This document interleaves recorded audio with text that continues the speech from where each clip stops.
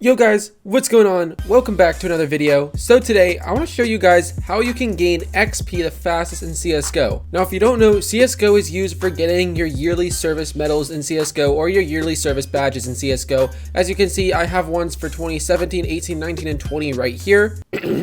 But not only do you need levels to get these badges, you also need levels to level them up. You can see my 2020 service medal is gray because it's only hit level 40 once. In 2019, I hit level 33 times, and in 2017, I hit level 20 once. Now, if you guys don't know, there are a series of different colors you can upgrade your badge to. I'll throw a photo of the 2020 service medal badge colors up on screen right now so you guys can see what I'm talking about. But yeah, so basically levels are kind of hard and slow to get sometimes. And today I'm going to show you guys the fastest ways you can try to get some levels. So yeah, let's get right into it. Now, a quick disclaimer before we get into the video. I do want to say that there is no truly extremely fast way to get XP. XP will take time to get, but there are ways you can make it so that you will get more XP at the end of every game you play. And before I get into what games give you the most XP, there is one thing that you guys need to know before getting into it. Basically, every time you get XP, you get your normal amount of XP, but then there's also a chance for you to get a bonus amount of XP. After finishing your first game, whatever game mode you're playing, you're going to notice that besides the amount of XP you normally get from that game, you're also going to get a bonus amount, which is normally called your weekly XP. Basically, there are different multipliers in CSGO that affect how much XP you get when you get it. Basically, the way this works is you get a 4 times weekly multiplier until you hit 4,500 XP. Once you hit 4,500 XP in that week period, then it goes to 2 times XP until you're at 7,500 XP. And from there, after you hit 7,500 XP, you only get your normal amount of XP until you reach 11,200. If you are playing enough in a week to get 11,200 XP, then your XP will start to decrease a little bit because for some reason CSGO wants to limit the XP players can get. I don't know why that is. It's basically turning people off the game. I'm not really sure why, but basically that is how your levels work. Again, you'll be seeing this on screen right here, and that's what that is.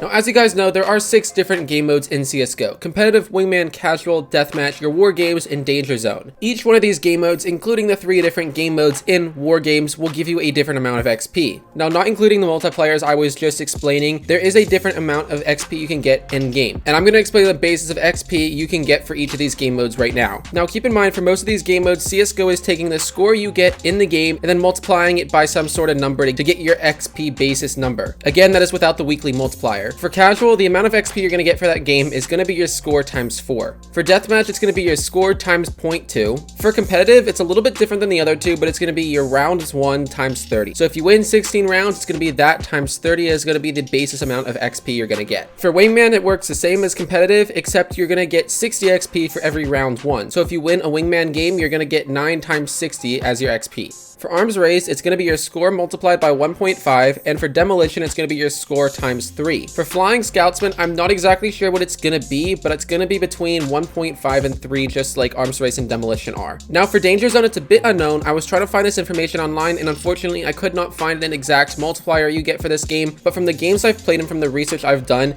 it seems to be that if you place between 5th place and 1st place, you get a significant amount of XP, about the equivalent to top fragging in a casual game win, if not a little bit more than that, which is actually pretty good. So basically think of it as in between a competitive win and a casual win, top fragging and XP. Now you might be wondering, since XP is basically based on score for half of these game modes, you might be wondering how to improve your score. And basically for all these game modes that are using their score to base your XP off of, you can always consistently raise your score in game. There is no limit, but you do have different other constraints like time and rounds in casual, for example. Basically, you're gonna get the most XP with the highest score. For example, deathmatch, you have 10 minutes to see how many points you can get. You can still top frag in that game and have anywhere between 400 points and maybe even 800 points. The higher amount of points you can get is better because you will get more XP based off of those points. Now, deathmatch doesn't have the biggest multiplier, but casual definitely has one of the bigger ones. In casual, if you want to get the most amount of points you can get at a casual to raise the amount of XP you're getting to the max, you need to make sure you're winning every game, but that you're also top fragging with the most amount of points possible.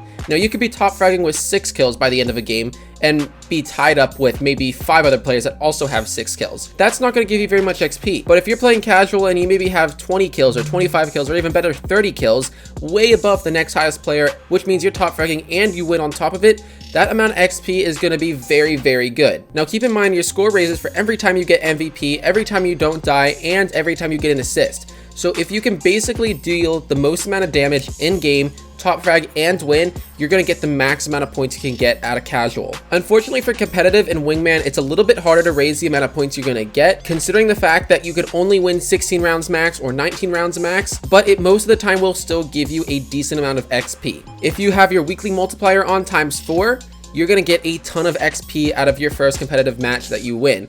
Unfortunately, after that, it's going to go down because that is going to be an awful lot of XP, and CSGO does like to limit, as you guys can see with the way the weekly multiplier works. But if you really truly are looking for the top 3 game modes you can get the most XP out of, I would say it's between Danger Zone, Casual, and Wingman. Now, some of you guys might be wondering why competitive is not on the 3 I just mentioned, and that is because once you get that 4x multiplier, maybe even the 2x multiplier, so aka your first 2 competitive wins of the week, you're not going to be getting nearly as much XP for the time you spend on the game. Most competitive games take at least 35 to 40 minutes, maybe even 45 to 50 minutes. And if you already have your weekly multiplier completed, maybe where it's down to 1x per game, it's going to be a very little amount of XP compared to how much XP you could be getting for completing multiple casual games in the time that you're completing only 1 competitive game. That is why competitive is not on those top 3, considering how long it takes the matches to finish. But anyway, guys, I hope this video helps some of you guys out. I hope this clears up some of the stuff about how you can get XP and how you can level up in CSGO. And if it did, then make sure you guys smash that like button and subscribe if you are new. And yeah, that's pretty much it. And one quick plug for you guys, if you guys aren't in my Discord server, we are super close to 100 members in my Discord at the time I'm making this video.